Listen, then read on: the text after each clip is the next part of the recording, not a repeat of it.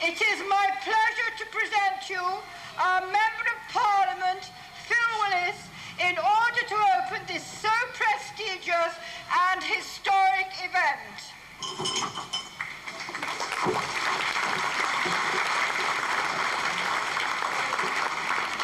Well, welcome everyone to Knaresborough, and thank you very much indeed for coming in your hordes today.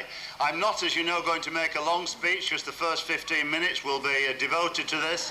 But can I first of all thank everybody who's been involved in this marvellous pageant, and indeed to everybody who's actually turned up to support, because this is very much a Knaresborough event. And without further ado, it is my enormous honour, great pleasure, and indeed an underdressed privilege to say that the Millennium Pageant for Knaresborough is now open. Thank you very much.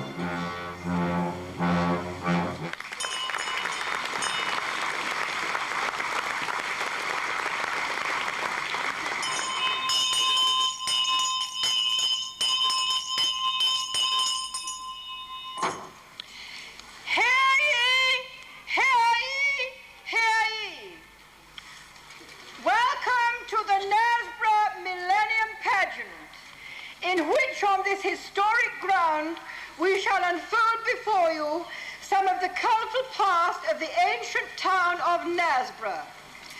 Ladies and gentlemen, let us travel back in time over more than 2,000 years to when the first primitive settlers made their camp on the craggy height which towers above the River Nid. Listen now as our chronicler tells the tale of Knaresborough, the true story of our town, conjuring forth and bringing to life some of the long-dead men and women who have passed this way before us. Let us begin at the beginning, even before the start of the first millennium, when something like 500 years before the birth of Christ, this part of Yorkshire was overrun by that fiercest tribe of the ancient Britons, the Brigantes. Boudica! Boudica! Boudica! Cartis Mandua! Cartis Mandua! Cartis Mandua! Well, these gentlemen represent the warlike Celtic tribe of the Brigantes, and they... Brigante! Brigante! Brigante!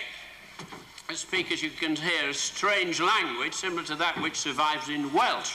And they've left one or two of their words behind, for example, the name of our own river, the Nid. Nida! Nida! Nida! And I believe the name they were shouting earlier was the name of the famous southern queen of the ancient Britons, Queen Boadicea. Boudica! Boudica! Boudica! And the other name, that of the local leader of the Brigantes, Queen Cartis Mandua. Cartis Mandua! Cartis Mandua! Cartis Mandua! You can understand, ladies and gentlemen, why it took so long to quell these Brigantes. Julius Caesar had invaded Britain in 54 BC, but it was not until 74 AD that the Romans finally defeated this lot. We could do with a few Romans now to deal with them. I wonder if we have any. Romans, please.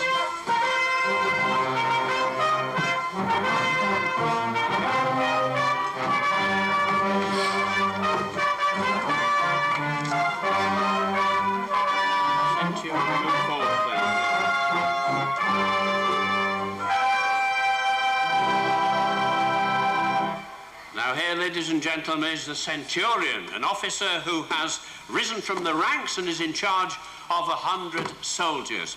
I think I'll try out a bit of my rusty Latin on him, and I'll ask him where he's from. Salve, centurio, Quid oppidum tu habitas? Isorium. Ah, Isorium. Isorium brigantum. Isorium Brigantum was the name the Romans gave to their headquarters near here, what we now call Aldborough. Originally a walled city covering some 60 acres. I think I'll ask him if he likes serving in Britain. Placetne tibi haec in Britannia militia. Cibus optimus. Feminae pulcherrimae. Sed tempus horribilus. Well, I see quite a few of you here do understand Latin after all, but you probably got that it says the food's good and the women beautiful, pulcherrimae, but the weather, the British weather, horrible. I don't like that.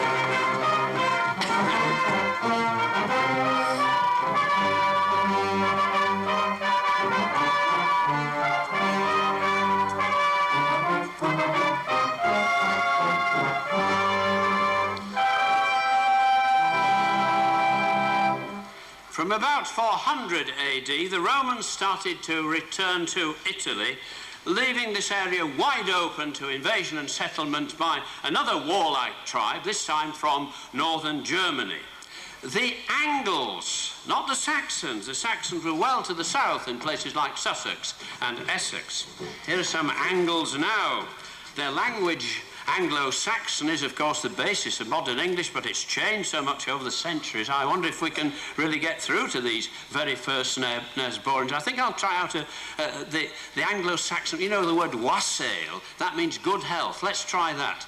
Weshal. Weshal. Intisum lande, man not buon. Swidit wellentillum. Vialdas good. Fish filium butterum good. Well, she's saying something about this being a good place to settle. The farming is good, the ploughing is good, plenty of fish in the river, and so on. What do you call this place? Nama. Name? Ik Hilda. Mein Bruder, Alfred. Nee, Nama this Wixto here. Aha. Ik understand. Tes Knaresborough. Burg offers dan Giton Bruder. So that's it. She says the Angles call this place Knaresborough, that is, a fortress built on a rock. Wicked! Well, the next people to come on, as you've gathered, are the Vikings. Yes, sir. Good. Sigrid. You are a Viking. Oh, yeah. Yes.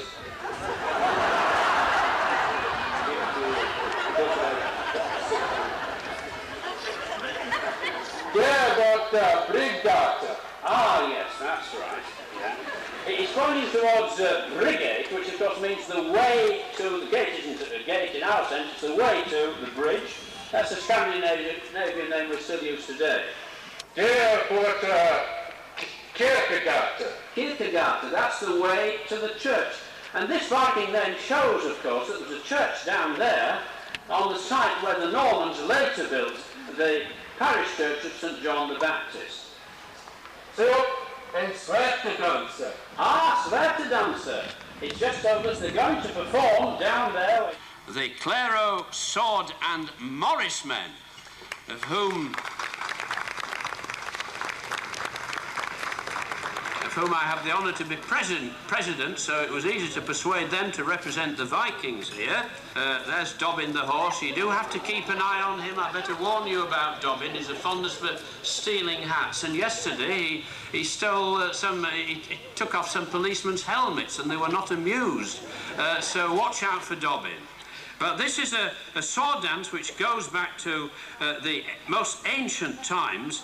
A celebration of victory, perhaps, in Viking days, but when you see them form the lock, that is, they interlace the swords, and it's in the form of a star or the sun, and when that rises up, that's a symbol of the rising of the sun at the winter solstice, and it's a very tricky manoeuvre, so when you see that, I hope you'll give them a good round of applause. Ladies and gentlemen, Claro, Sword and Morris men.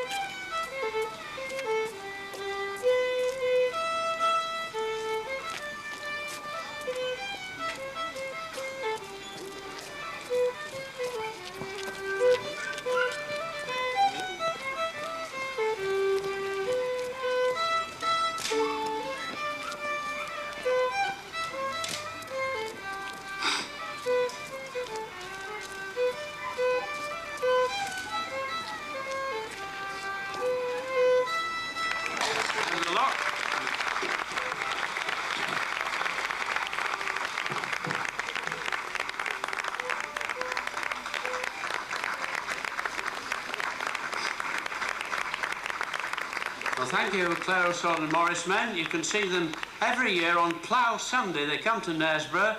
The plough is blessed during the service, and then they perform a sword dance just outside the church to keep up an ancient tradition that was observed in Knaresborough for centuries.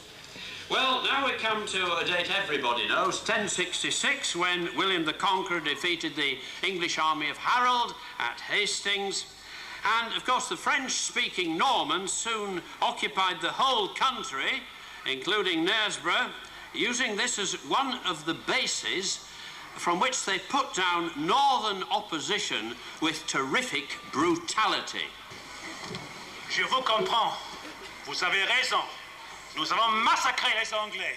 Quelle horreur, monsieur, vous avez massacré les innocents. Non, je vous assure, c'était nécessaire. Oui, nécessaire. Moi, je le sais. Je suis normand. Ça se voit. Comment vous appelez-vous, monsieur? Je m'appelle Céral de Bourg. Je suis l'ami de Guillaume le Conquérant. J'ai combattu avec lui à la bataille de Hastings.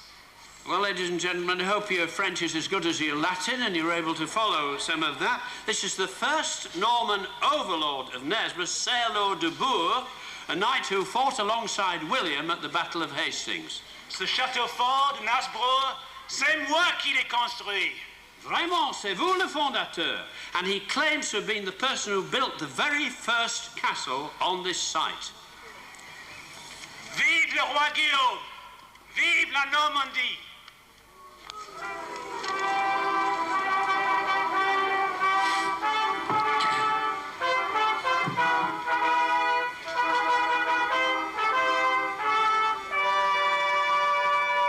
You may think it odd to hear French spoken on these battlements, but French, of course, was the language used by the Norman aristocracy and the church and all the officials, the army, and so on, right until the time of Chaucer in the 14th century. There's another Norman knight coming along. I wonder if this chap speaks any English. Monsieur, would you mind telling us your name? I am Hugh de Morville. There is blood on your sword. Why are you here? What have you done? Do not question me, fellow. I have every right to be here. Do I not hold the lordship of Knaresborough on behalf of His Majesty King Henry? Has he not given me large sums of money to improve this castle? No need to take offence, Hugh de Morville. I am from the future. I can do you no harm. If thou art from the future, thou wilt know of King Henry's question concerning one Thomas Becket, Archbishop of Canterbury. Will no one rid me of this turbulent priest? And thou wilt also know that I and my 3 friends took him at his word, 3 faithful friends who are with me now in this castle. On the 29th of December, in the year of our Lord, 1170, we 4 travelled to Canterbury, and there we slew Thomas Becket as he knelt in prayer before the altar he profaned. So let all the enemies of King Henry die. Traitor! Traitor! Traitor!